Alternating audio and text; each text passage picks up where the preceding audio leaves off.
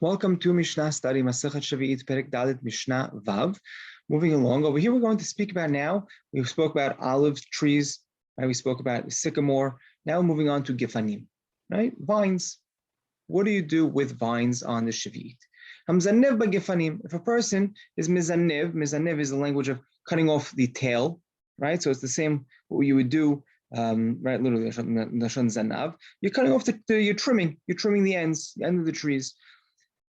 Kotzetz kanim, and also if you're chopping off, you're cutting off the reeds, right? Straw that's growing. Rabbi Yosef Gidedi Omer, yarchik tefach. Right? Rabbi Yosef says you need to distance one tefach, off, away, and then you could go ahead and cut. Rabbi Akiva Omer, kotzetz kedarko, go ahead and cut any which way you want. Bekardom, umagal, umigera, b'chol asher yirtzeh. Right? You could use an axe. Actually, you pulled pictures over here. You can use an axe. That's the kardom. That's in the top right. Right, there was the next one.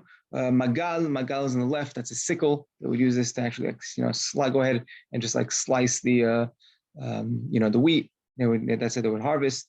Umegera is a saw. Right, so you let him use anything, any way you normally do. Right, anything that he wants. Right, so that's according to the Rabbi Akiva. Halacha is like Rabbi Akiva, right? So anyone if they're cutting, they have to cut their, some reeds. They want to cut their vine. They're allowed to do so in the normal fashion. Now, ilan shenifshach, right? If you have a tree that's nifshach, what's nifshach? Nivka. Rambam says it's split, and he actually says it's the targum of Vaishasif, right? Because Vaishasif is from Shemuel. Right, the story of Shemuel and Shaul, right? When Shaul saw that Agag, right, when Shemuel saw that King Shaul did not, kill off all of Amalek and he left the king Agag alive, right? Shemuel went ahead after he says that that's it, Shaul, you lost your whole kingdom. He goes ahead and is by Shasef Shaul, Shemuel at Agag, that he goes ahead and he literally, like Rambam's explaining it, like he literally split, the king of Amalek, right? He killed him. He killed him on the spot. So now if you have this tree that's nifshach, this tree that's, I would say, split, it goes in and just splits down the middle. So koshrino tova Sheviit, you're allowed to tie it on the Sheviit, right? You tie the both sides, right? With like a rope. Why? Lo shi'aleh, not that it actually heals and grows back together. Ela shelo yosif, so it doesn't split any further. Right, so that's the end of the Mishnah. Who said Rabbi Akiva? I just point out over here. I have a little note that I wrote down in 2018 when I was learning with a group of my friends, and we were just talking like why would Rabbi Yehuda? It could be, right? Think about this a second. Why would Rabbi Yehuda Nasi, who's writing down the language of the Mishnah, why does he choose this language of Ilan Shnim Pshach?